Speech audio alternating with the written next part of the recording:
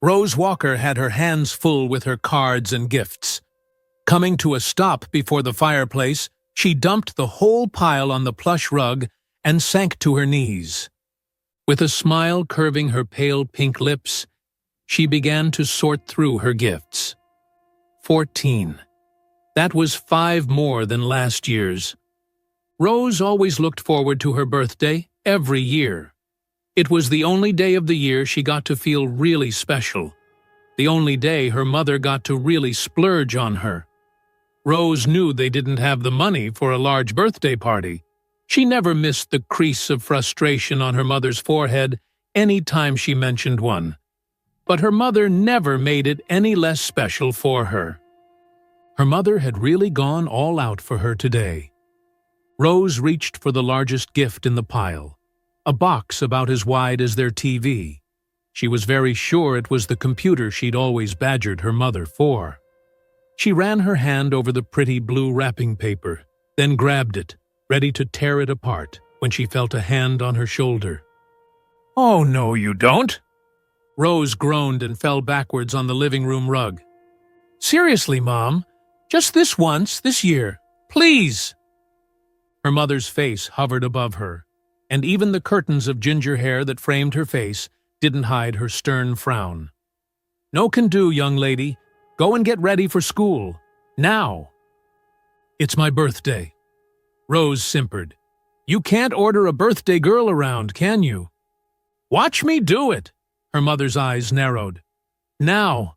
Don't make me repeat myself." Rose let out a huff of frustrated breath and moved to her feet. Glancing dolefully at the pile of birthday gifts behind her, she whispered, "I'll come back for you." Rose turned towards the staircase and shuffled forward.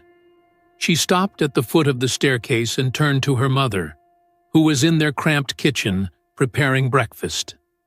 She watched as the woman tucked a stray strand of carrot-colored hair behind her ear, bare arm flexing as she buttered a slice of bread.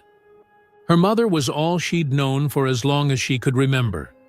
It had been just her and her mother for years now, moving from city to city on the east coast of the U.S., having nothing else but each other. They had been in New Jersey for 2 years now, which was longer than they'd ever spent in one place. Perhaps her mother had finally left her demons behind. Rose never understood why, but her mother never talked about her father, or about the world she'd lived in before she'd given birth to her. Precocious Rose had asked and pleaded and tried to coerce. Her mother had given the same response, that her father didn't want her, and she'd rather not talk about why until Rose had finally learned not to ask. But the questions never left her head, nor the wondering. Was her father a monster? Had he been abusive? What exactly was her mother protecting her from? For once, in all her 13 years of being alive, she wanted to know another face. She wanted to see her father. "If you keep staring at me, you just might bore a hole through my forehead." Her mother spoke up. Rose blinked in confusion, then turned away. "Sorry, Mom." She turned and bolted up the staircase, leaving her mother behind in the kitchen. One shower and several grumblings later, Rose found her way downstairs again. A bowl of Rice Krispies was waiting for her on the kitchen island, right beside a box of milk. Rose dug in, pushing spoon after soggy spoon of cereal into her mouth. She couldn't wait to go to school and see her friends' excited faces as they wished her a happy 13th birthday, as they pushed gifts into her eager hands. She knew what the gifts would be this year, as it had always been for years since she was 6. Either tickets to see whatever was out in the cinemas in that moment, or a box full of the Marvel comics she'd always liked. "Here," Rose's mother pushed a blue lunch pack towards her. Rose grabbed it and slung it over her shoulder. "Remember to come home immediately after school. Don't go to the park, no matter what your friends tell you. Don't go to their houses, and don't loiter around in school. Come straight home." Rose's face fell. Not even this once, Mom?" Rose's mother's expression softened. She let out a soft sigh, then came around the kitchen island to where she sat. Lifting Rose's chin up with her hands, she pushed back her curtain of orange-red hair and planted a kiss on her forehead. "Don't forget that we're still new here." Her mother waved an idle hand around. "I just want you to be safe and familiar with New Jersey before you start to go around on your own." "It's been 2 years since we moved here, Mom," Rose murmured quietly. "And I'm 13 now." "2 years isn't a very long time," her mother insisted. "And your age won't matter if anyone wants to do something bad to you in such a big city." Rose's hand joined her mother's on her cheek. "Whatever you're running from, whatever we've been running from, it's gone, Mother. It's been 13 years, and you won't see it again. I promise." "God, how I wish I could believe you." Her mother's eyes were so full of a wistful desperation that it broke Rose's little heart. She absolutely hated to see her mother like this. "Can I ask something?" Rose spoke up. "Spill, birthday girl." "Can you—" She paused, uncertain, then threw caution to the wind and blurted out, "Can you tell me about my father when I come back from school? You promised to do so when I'm older, and, well, I think I'm old enough now." Rose watched her mother's hands slip from her cheeks as the woman turned away, and she couldn't shake off the feeling that she'd done something her mother didn't like. Perhaps? Perhaps? Her mother gripped the edge of the kitchen island tightly. "You know I don't like to talk about your father, Rose. He is one part of my life that is still a sore spot.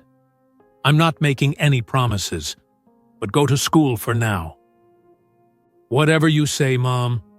Rose grabbed her bag at the foot of her chair and leaned upwards to kiss her mother on the cheek. As she turned to go, her mother sniffled and wiped at a tear.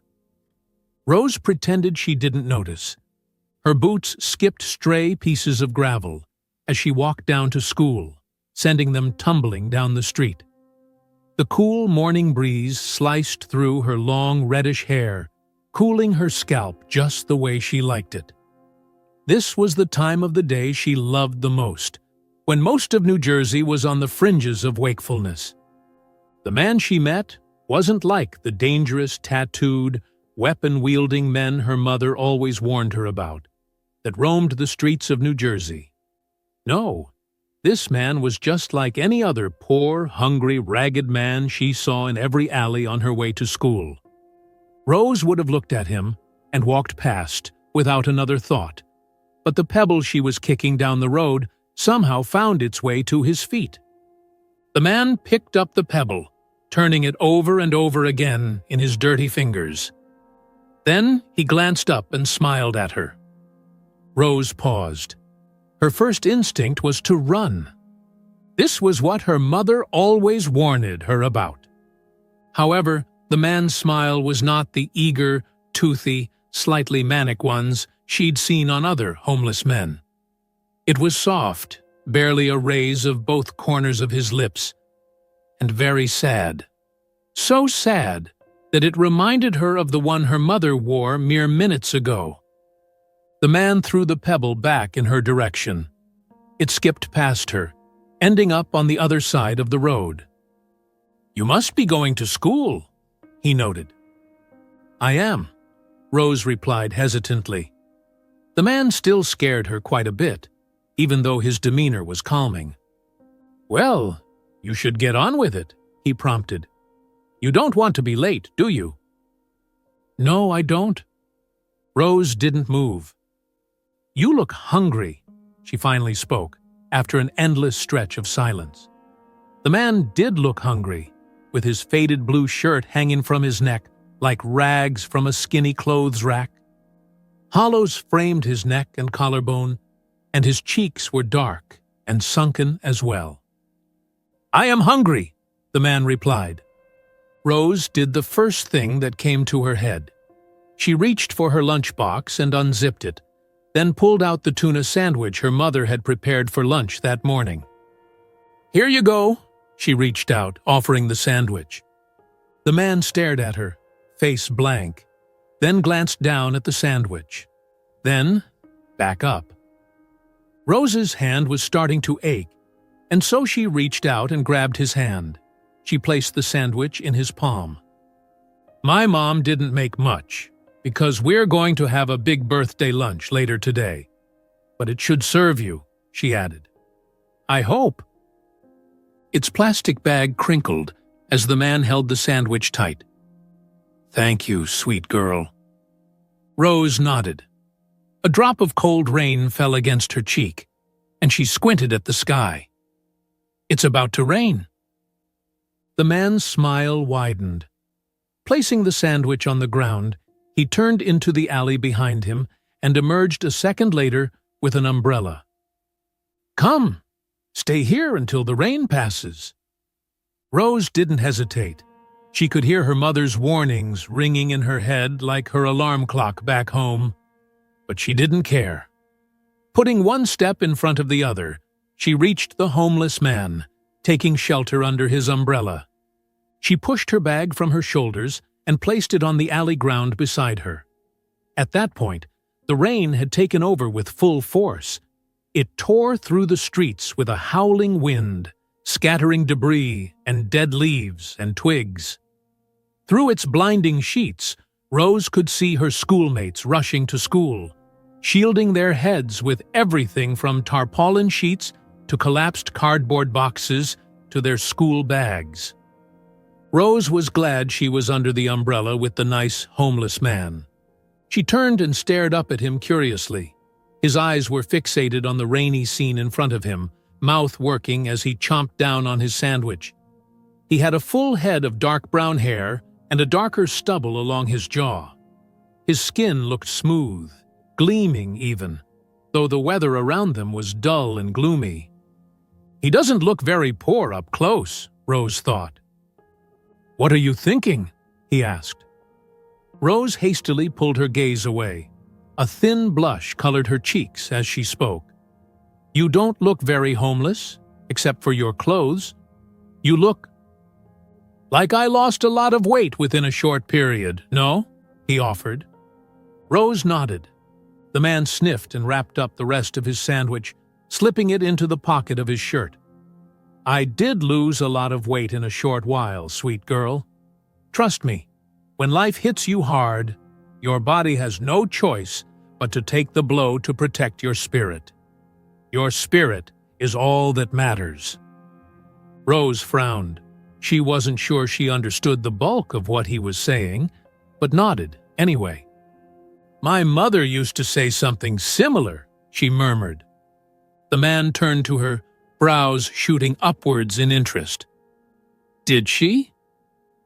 "Anytime I see her falling sick and losing a bit of weight, she'd tell me not to worry.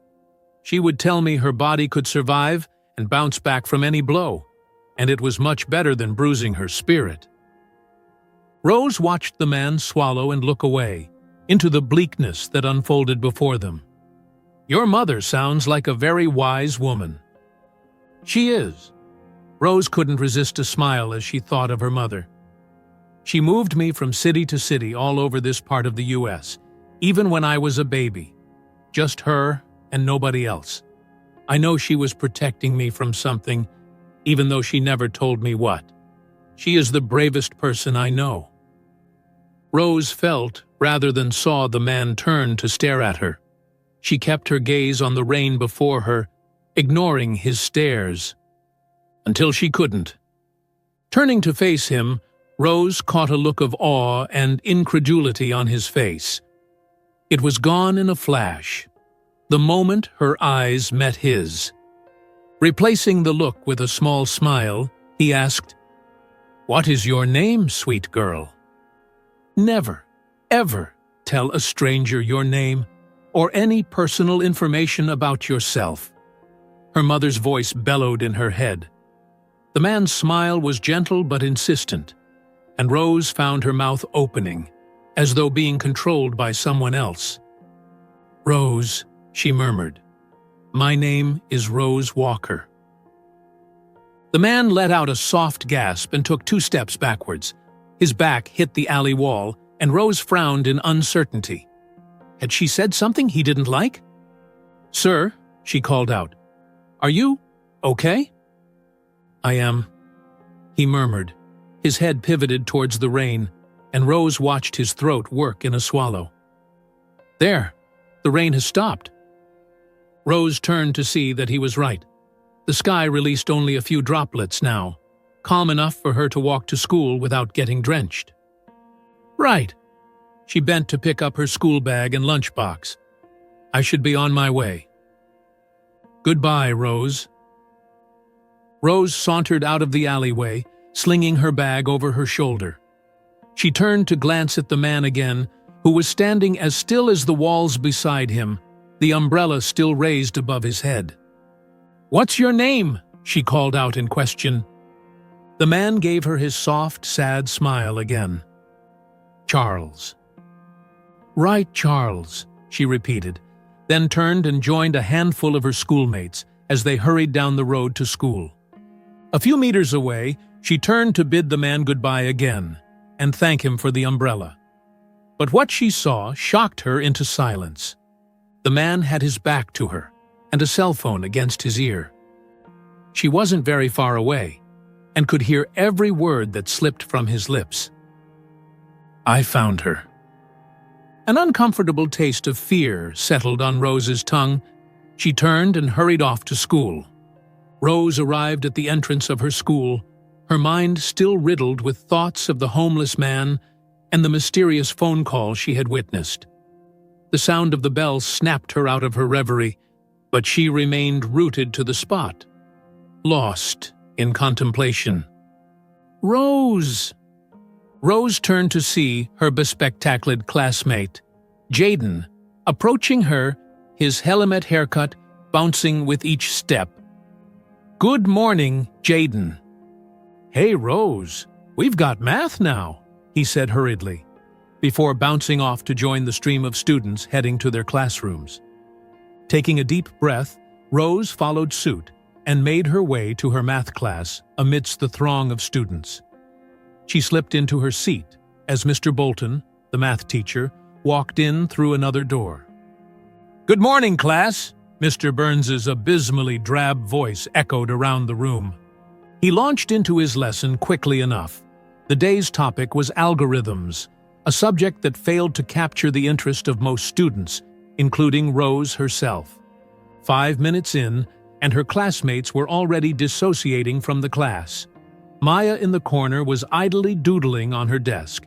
Tracy, who sat beside Rose, was staring at the ceiling, mouth open and eyes glazed in an hypnotic fashion. Cole was right in front of Mr. Burns and snoring away. Mr. Bolton's monotone voice droned on as he wrote equations on the whiteboard.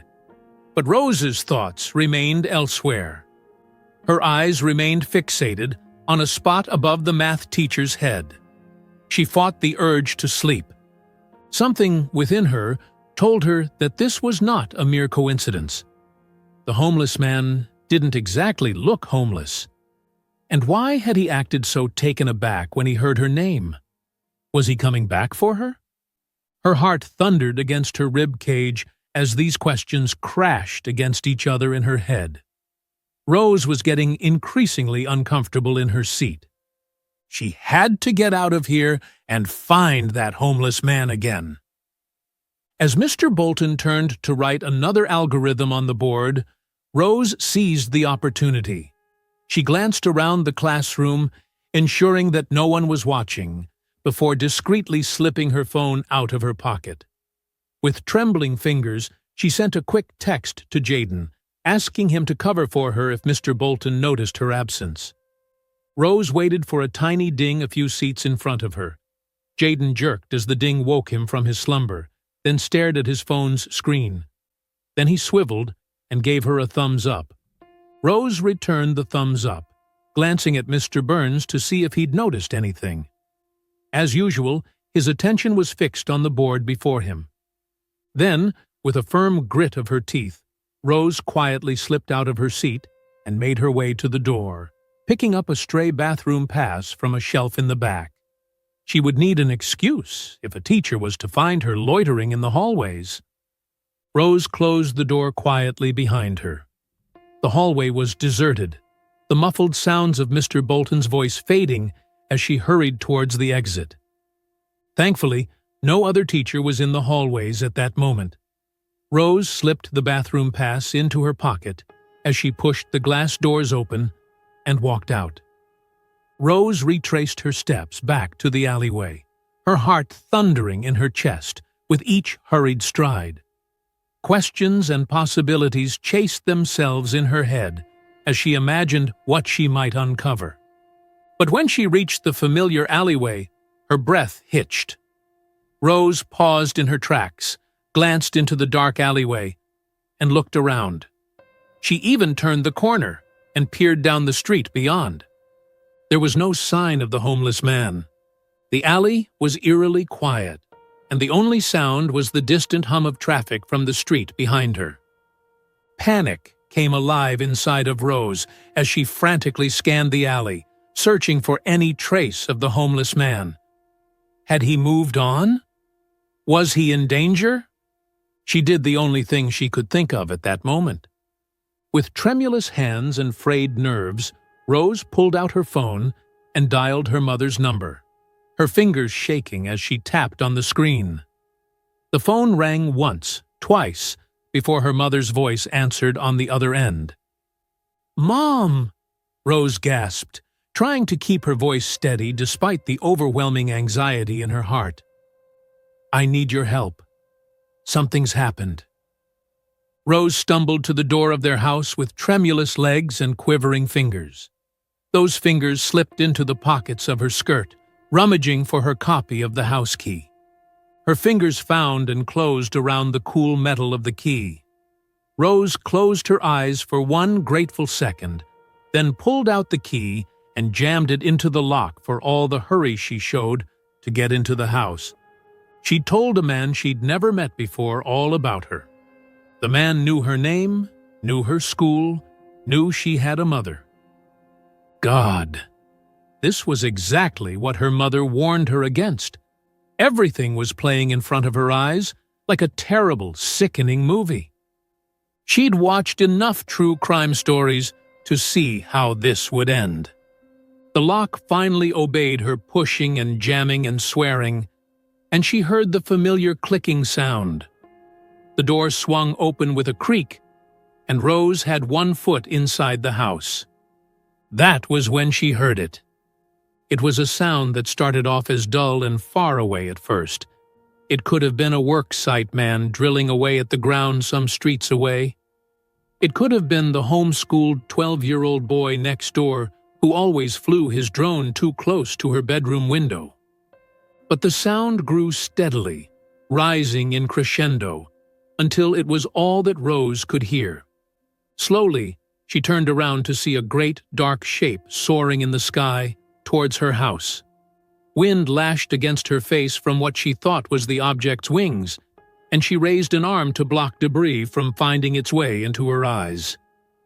The great shape hovered above her house for a moment, before slowly beginning its descent downwards. Rose peeked through her fingers to see that it was a helicopter, before panic took over her limbs again.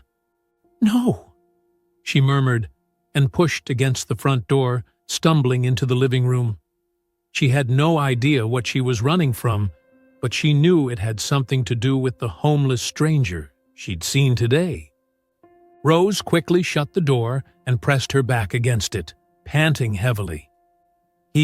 Eyes shut. She counted to 20 silently, then peeled them open and looked around. Her gifts still lay at the foot of the fireplace, the way she'd left them that morning. A few yards away, her bowl of cereal sat on the kitchen island, unmoved. "Mom!" she called out, voice tinged with a hint of desperation. "Mom, I'm back!" Stiff silence answered her. Rose took a shuddering breath, fear gluing her to the spot before the door. Of course, her mother wasn't home. Her mother worked at a convenience store on the other side of New Jersey. It would take her at least 1.5 hours of hard driving to get back home on time. Rose listened intently for any sign of life on the other end of the door. The whipping of wind had stopped now, and she didn't hear anything for a while. Then she heard short, sharp footsteps as someone moved to the front door. Rose's heart began to thunder again. A curt knock on the door forced a gasp from her lips. "Rose," came a curious voice. "Rose Walker?" "Go away," Rose snapped.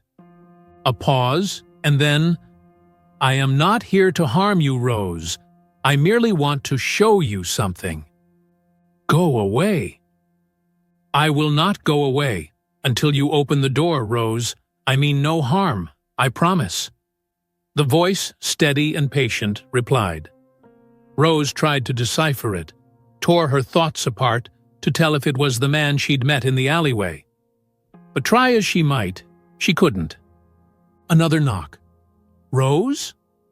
With a sigh of resolve, Rose pushed away from the door and turned to open it. The man standing before her looked nothing like she would have expected.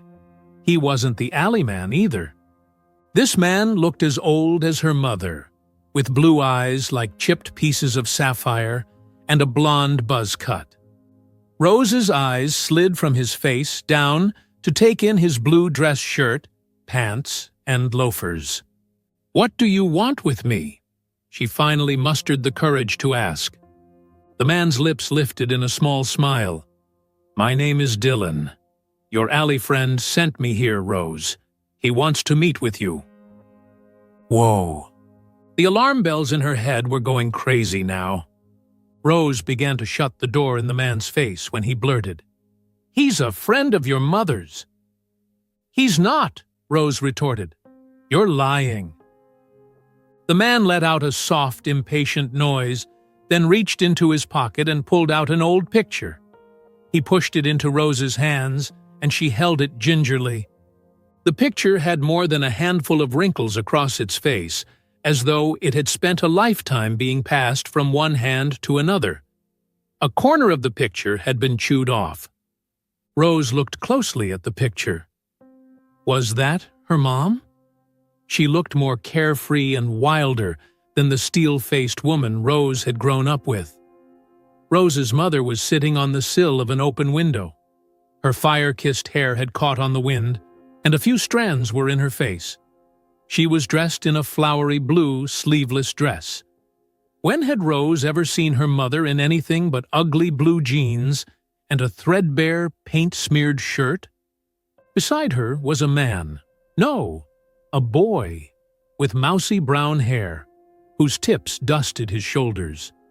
He had more hair than the man Rose remembered from the alley, but she couldn't mistake those sharp, hazel eyes. He was hugging a guitar to his chest, and they were both laughing. Curiosity flooded her like a wave, and so did the questions. Who was the man in the picture? When was this taken? Why did Mother look this happy? How could this guy, Andrew, have the picture? Was this some sort of trick? What to do now? She stared up at the man again. "Where'd you get this?" "Like I said, I'm a friend of your alley friend, who's a friend of your mother's." "That's an awful lot of friends." "I agree." He stepped back and gestured to the massive aircraft behind him. "Now, I would be delighted if you came along. He's dying to meet you, you see." "But I don't know you." The man pursed his lips. "No, you don't. It's a visible problem," I explained to him. "But if I know your father well, he's a lover of theatrics." The rest of what he said was lost on Rose. Only one word made sense to her. "Father?" He pursed his lips again. This time, what looked like regret passed over his eyes. At last, he sighed and said, "Yes, Rose. Your father. He wants to see you." Her hesitation was worn thin at that point. She could go and could return before dinner time. She had one chance to find out who her father was, to understand why she never grew up with him, to be complete like she always wished. Jutting her chin forward, she stepped out of the house, ignoring the instincts screaming in her head.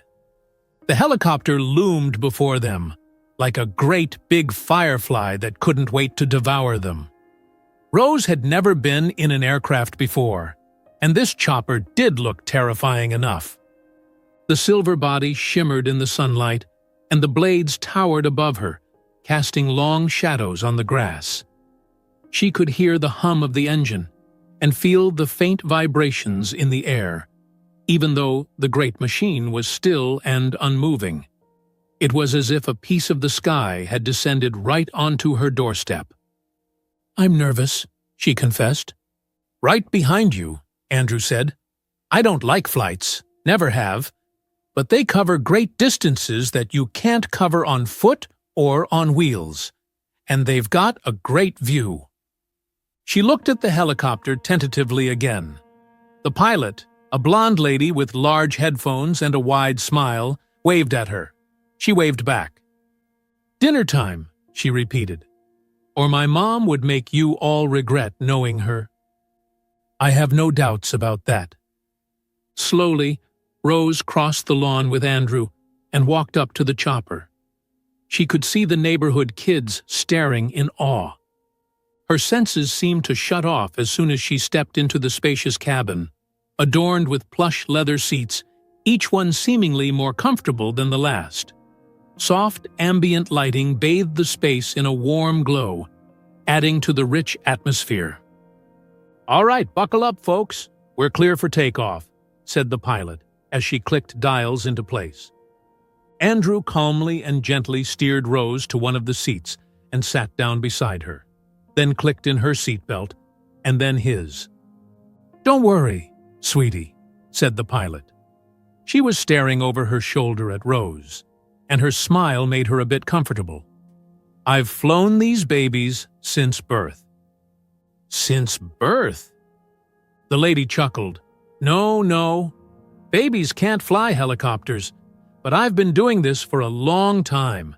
Just sit back and enjoy the view." As the helicopter's engines roared to life, Rose felt a surge of excitement coursing through her veins. The cabin vibrated gently as the rotors spun faster, and she instinctively gripped the armrests with anticipation. The sound of the engines grew louder, drowning out any other noise, and soon enough, she felt gravity's pull as the helicopter began to lift off the ground. The ground slowly left them while they pulled up into the air. The world below shrank steadily until the houses were large dots in the landscape and the people were smaller dots. She thought she would throw up. "It'll be over soon enough," Andrew assured her. "It helps if you've got a comfort song." She frowned. "A what?" "A comfort song. Here, let me plug these in for you." He gently placed headphones over her ears, and soft music started playing on the speakers, drowning out any other sound. "Not bad, eh?" he mouthed. She nodded and settled back a bit. "We'll be there soon enough," he repeated. He was right. The song was barely over when the rotors slowed down and the aircraft began to descend. Rose looked out the window and beheld the largest building she had ever seen up close. She took off the headphones and pointed at the mansion. "Is that?" "It is the house of your host, yes." She turned back to admire the building as the chopper touched down on the sprawling lawn. The grandeur of the estate took her breath away, with its towering columns, the flowery frontage, and carefully tended gardens stretching as far as the eye could see. "It's beautiful," she gasped.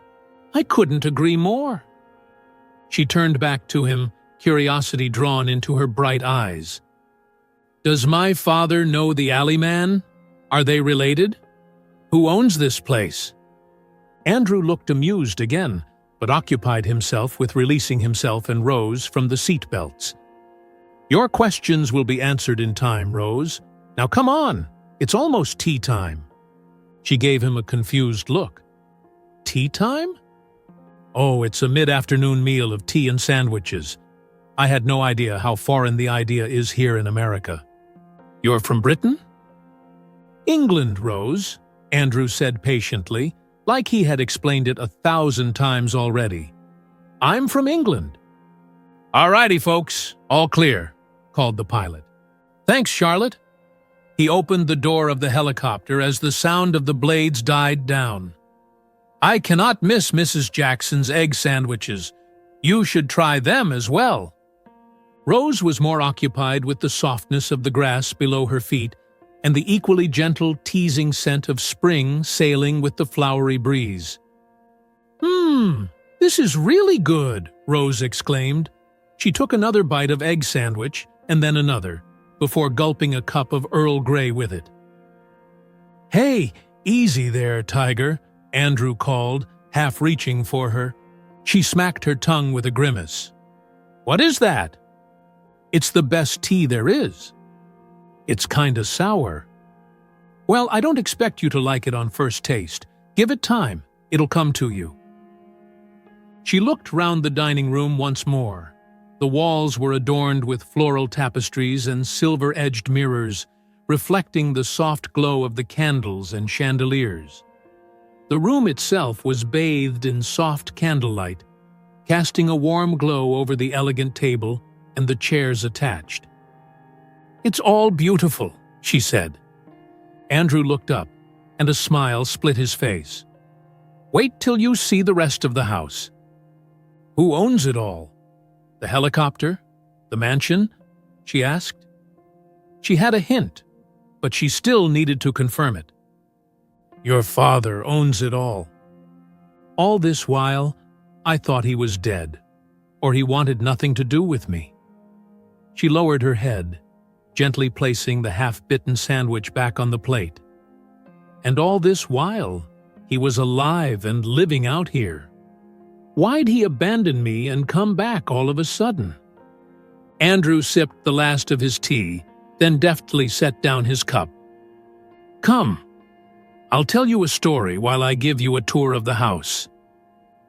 "I don't want to hear a story, and I don't want to tour the house," is what she wanted to reply. But he was already on his feet and headed out of the room. She hurried after him, almost running into Mrs. Jackson. The older, plump woman smiled softly at her, ruffled her hair, and walked on past, into the massive kitchen. Andrew was already down the hallway when she caught up with his long yet slow strides. Once upon a time, there was a lady, and there was a man who met in California. It usually starts that way, a spark, a zing, something that links them to each other. Love at first sight. Know what I mean? Rose nodded, even though she didn't. The man in question was the young, budding son of a rich British business magnate who had made his mark in California. The son stood to inherit lots of fortune. And the lady? Well, when compared to him, she wasn't much. Just the average girl trying to get through college. "How did they meet each other?" Rose asked. Andrew smiled. "See, the boy always had this thing for music. He had this great acoustic guitar up in his room that he practiced on. Never really got the hang of it, but he never relented either. They met at Pennsylvania Western University when he came for an arts tour and saw your mother's paintings, then fell in love with the artist herself." Andrew had led them to a large room with smooth wooden floors that looked like they had been waxed recently. He stopped her and motioned down another corridor. "This is the drawing room. Miss Trenton would be pissed if she found someone walking over her waxed floors," he explained. "Who's Miss Trenton?" "The housekeeper. She's got quite the temper. She reminds me of someone in our story. Can you guess who it is?" Rose shook her head. "Well, the lover boy's father, the oil magnate, also happened to be an ill-tempered man who doted on his only son like his life support. And when he found out of his son's relationship with some average young girl, he quite simply asked him to call it quits. Did he? Andrew tilted his head slightly. Not immediately, no. If anything, the lover boy's father gave him chance after chance after chance to end things with the ordinary girl. But see, the lover boy was, well, too deeply in love. His head was steeped in it. Wow, Rose exclaimed. Well, the father already had a marriage choice for his son, a young woman named Ivory, who was the daughter of the second wealthiest man in California. Their marriage would mean a strong alliance between the two most powerful families in the city. Ivory didn't like the son, and the feeling between them was mutual. But they had to do it for their fathers. Andrew sighed. Anyway, when his father found out that his son was still hanging out with the lady he had been forbidden to be seen with, he took matters into his own hands. What did he do? Well, he personally met and threatened the innocent young lady. And when a man as big as he was walked up to you and told you a few harsh words, you'd melt right down to your shoes. He stopped in front of a door and clicked it open. The room was empty, but there were realistic paintings of a meadow on the walls. He never put this room to use, Andrew murmured. His face had suddenly grown wistful. Rose's eyes widened slightly. My mom's got design patterns like those in her notebooks. Does she now? That's interesting. He closed the door and continued the tour and the story. Now, the lady was made of steel, but this man was fire, and it seemed she melted outright. So she left. Without a word, she left the state and never looked back. His mother begged him to honor his father's dying wish, which he did. He married Ivory, who, of course, tried to be a good wife to him. But it was never like his first love. Nothing ever is, to be honest. Our lover boy was heartbroken after his first love disappeared. Didn't eat for days, didn't leave his room, or take a shower. I assure you, that can get very unpleasant to watch after a while. He didn't even show up to his own father's funeral. All he could think of was his lady love and how she'd slipped through his fingers. His marriage with Ivory fell apart after a while, as she was tired of sticking to him when he didn't care as much about her. Andrew shook his head slowly as he continued. I have to admit, she was difficult to find at first. We soon came to realize that painting wasn't the only thing your mother was great at. She was great at hiding, too. But why did she keep running and hiding? Rose asked, voice hushed. The old, scary man is dead now, isn't he? He can't harm her anymore. Andrew shrugged and gave her a small smile. Some things cannot be forgotten, Rose. Trauma cuts deep. And your mother? She loved your father very much, but she was very wise then, as I'm sure she is still. Your grandfather would have harmed you if he knew she was pregnant with you. She wanted to protect you from this life, Rose, and she did a good job of it, too. Rose's eyes were starting to smart. She pulled her gaze to Andrew's shoes. She never told me why we kept running. Hands settled on her shoulders in a comforting gesture. Your mother was doing it to shield you. She successfully kept that life away from you for 13 years. I guess. Rose sniffled and wiped at her face before glancing up again. Can I see my father now? Rose caught herself feeling and sounding eager. She couldn't believe she was this excited to meet a man she never knew existed until a few hours ago. Andrew let out a great sigh again, and his hands slipped from her shoulders. Rose frowned. He's here, is he not? You told me I'd find him here." "I did, and you will," Andrew replied patiently. "But it's late. You should get some rest first." Rose's eyes darted around. There were no windows in the corridor, and it was hard to tell what time it was.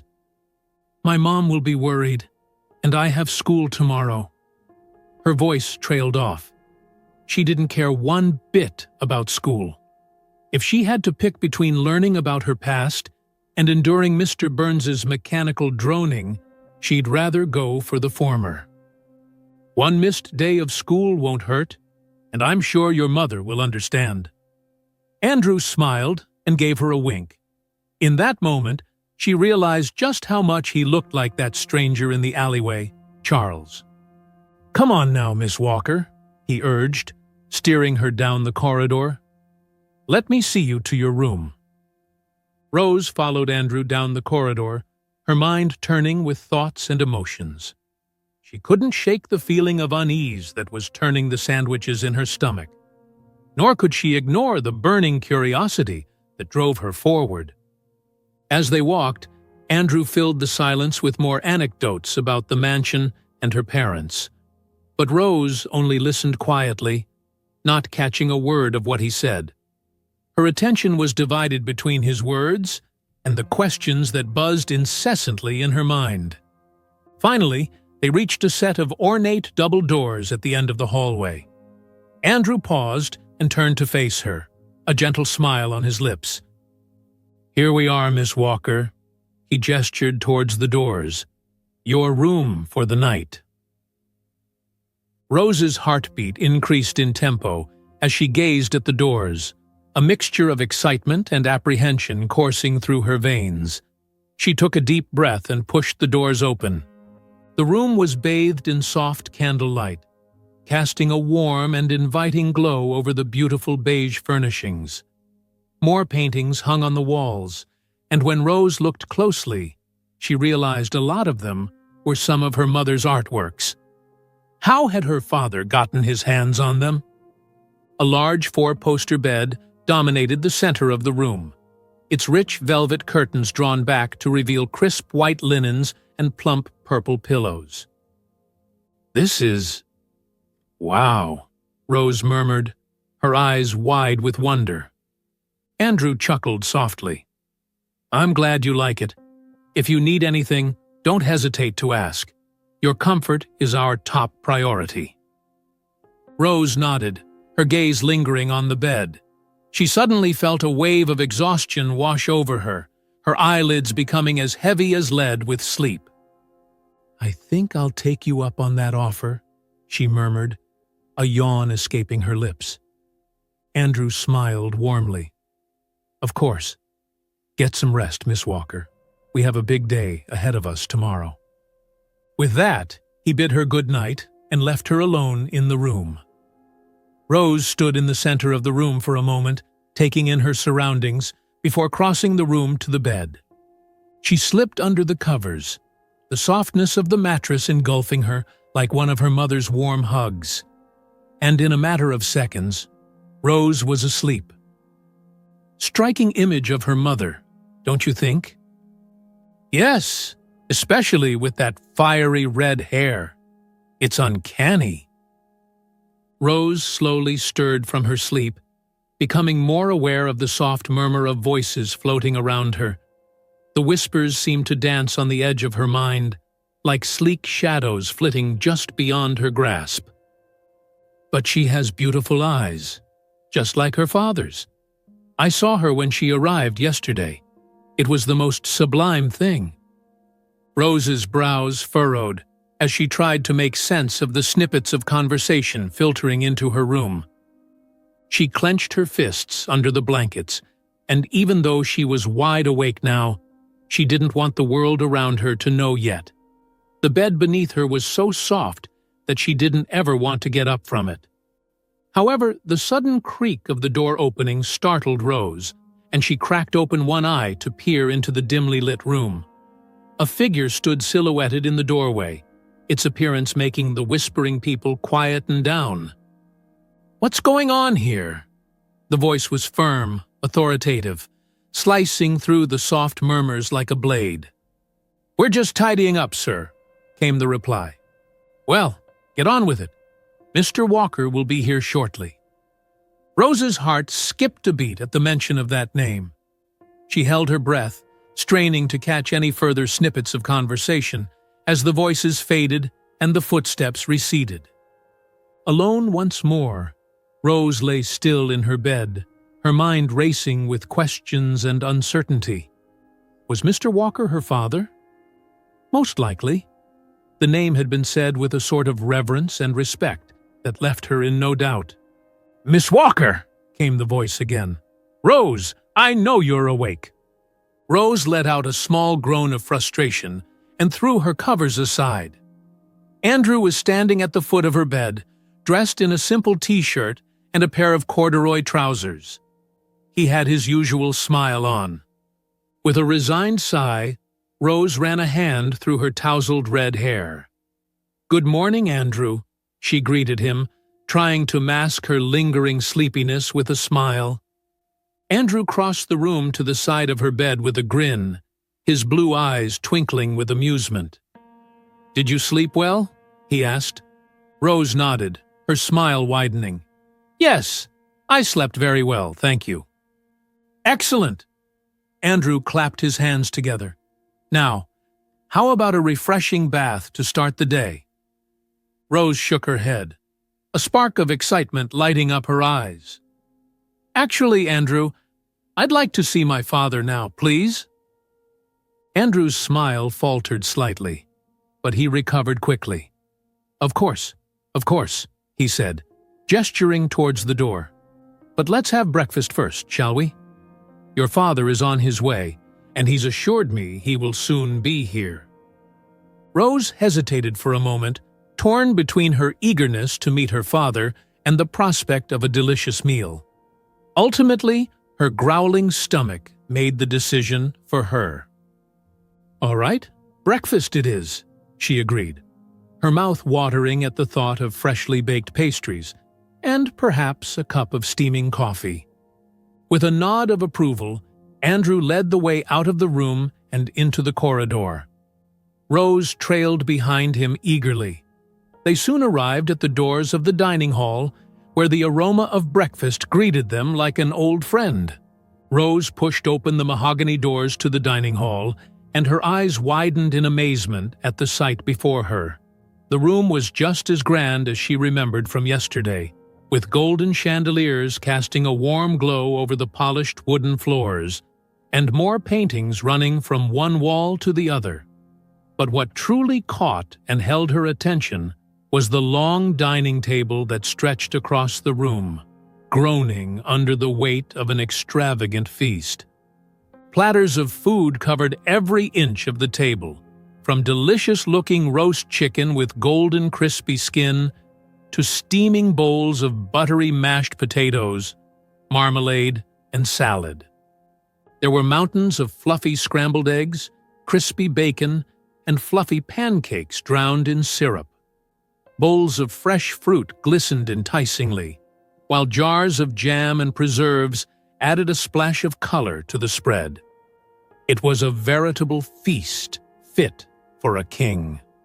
Rose's mouth watered at the sight of so much delicious food. It was like the birthday lunch she dreamed of having, but somehow never had the chance to experience. She wished her mother was here to see this. Andrew chuckled at the awe on her face and guided her towards the table. "Impressive, isn't it?" he remarked, a hint of pride in his voice. "Help yourself, Rose. There's plenty to go around." Taking a seat at the table, Rose wasted no time in filling her plate with a generous portion of scrambled eggs. As she took her first bite, she couldn't help but moan in delight at the thick texture and rich flavor. Looking up at Andrew with a grin, she exclaimed, "These eggs are amazing! Thank you, Andrew." Andrew smiled back at her warmly, his eyes crinkling at the corners. "I'm glad you like them, Miss Walker," he replied. "There's plenty more where that came from, so don't be shy about helping yourself." Rose opened her mouth to thank Andrew again when the doors of the dining room suddenly swung open again. She turned to watch a man strut inside, wearing a three-piece suit and a dove-gray coat. The first thing that occurred to Rose as she sat there was that the man looked familiar. And then her eyes widened in surprise. Charles? Charles gave her a hesitant smile. He glanced at Andrew, who gave him a reassuring nod of the head, then back at Rose. "Hello, Rose." Questions were crashing into one another in Rose's head. She shook her head, standing to her feet slowly. How did you get here? You look totally different, too." Charles pushed his hands into his coat's pockets and smiled again. "Well, I didn't need that attire anymore, and left the streets to prepare for this moment." "Prepare for what?" The smile slowly faded from Charles's face as he regarded her. "I had to prepare to meet my daughter." Rose's heart pounded in her chest as she stood before Charles, rooted to that very spot. Was this really happening? Was the man she had encountered in the alleyway truly her father? Charles took a tentative step forward, his face lined with worry. Rose could tell that he didn't know what to do. "Rose, I'm sorry for being absent all these years," he began. "I should have been a part of your life." But before he could say more, Rose's instincts took over, and she rushed forward. Charles staggered backwards as her arms wrapped around his midriff, covering him in a hug. For a moment, Charles stiffened. He seemed taken aback, as if he hadn't anticipated the gesture. Then, slowly, he eased into the embrace and wrapped his own arms around her. Tears streamed down Rose's cheeks as she held on to her father, feeling a flood of emotions wash over her. It was a moment she had longed for, a moment she had imagined countless times in her dreams. And she was here, right now, living the moment. As they pulled away from the hug, Charles crouched down to Rose's eye level, a tender smile playing on his lips. "You have no idea how much I've missed you, Rose, how much I ached to see you." Rose smiled through her tears, her heart swelling with warmth at her father's words. "I've missed you too, Dad," she replied. That singular word rolled off her tongue with a sense of familiarity she hadn't felt in years. Charles chuckled softly, the sound filled with both joy and sorrow. "I still have your sandwich." Rose's voice joined her father's in laughter. "You can keep it." With a gentle pat on her shoulders, Charles stood to his feet, his gaze lingering on Rose for a moment longer. "Come on, let's go see your mother," he said. "She must be worried to death." This time, they took a car back to Rose's house in downtown New Jersey. Andrew pulled the car to a stop in front of the house and peered out of the window. He exclaimed, "Oh, God." Rose followed Andrew's movement and looked out to see about half a dozen squad cars parked before their front porch. Of course, her mother had alerted the police. Rose opened the car and got down, then waited for her father to do the same. She slipped her hand into his and led him to the front door. Rose reached for the doorknob, but before she could open the door, it swung open to reveal her mother. Her mother's hair was in a messy bun, face streaked with worry and tears. She glanced from Rose to her father, and then back, her expression morphing from worry to confusion. "Hello, Nancy," Charles spoke up after an endless stretch of silence. Their eyes met, and for a moment the years peeled away, leaving raw the emotion that had been buried under a myriad of what-ifs. Nancy's eyes widened in disbelief, a torrent of memories crashing over her as she took in the sight of Charles, not just as the boy she once knew, but as a father, with their daughter by his side. Without a word, tears breached the dams of her eyes tracing paths down her cheeks. She had lived with the ghost of their love, haunted by the specter of Charles's father, who had driven a wedge so deep between them that it seemed insurmountable. Yet here he was, the embodiment of every dream she had forced herself to forget. As Nancy sobbed into Charlie's shoulder, Rose moved closer, her heart in her throat. When Nancy finally looked up, her eyes met his, a silent conversation passing between them. "Charles, I never thought—" Nancy's voice broke, the weight of the moment pressing down on her. Charles took her hand, the familiarity of her skin against his, igniting a spark that had never truly been extinguished. "Nancy, I'm so sorry for everything, for not being there, for not fighting harder, for letting the shadows of the past dictate our future." Nancy shook her head, a fragile smile dancing on her lips through the tears. "It was not just you, Charles. I was afraid too. Afraid of your father, of the world, of losing you so completely that I hid away, thinking it was better to cherish the memory of us than face the reality of our separation." Charles's gaze was steady, his resolve clear. "I've lived every day with the what-ifs, Nancy. But standing here now, with our daughter, I can't help but think that maybe it's not too late for us, for a new beginning, for a chance to right the wrongs of the past." Nancy looked from Charles to Rose, and back again, the magnitude of the moment enveloping her. "A new beginning," she echoed, the words a whisper of possibility. "Yes," Charles affirmed, squeezing her hand gently. "Together, as a family. It's all I've ever wanted." The room was thick with emotion, the air charged with the potential of what could be. As Rose watched her parents, a sense of belonging enveloped her, the pieces of her identity clicking into place. And in that small, vine-covered cottage, a family began to heal, their love a testament to the enduring power of second chances. One day, Rose and Charles sat facing each other in a local cafe. The air was filled with the scent of fresh coffee and pastries, a comforting backdrop to their profound conversation. Rose, her curiosity piqued, leaned forward, her eyes wide with the anticipation of a story long awaited. "Dad," Rose began, her voice a mix of wonder and skepticism. "What were you doing sitting on that street if you were so well off? It just doesn't add up." Charles leaned back, a warm smile spreading across his face as memories flooded back.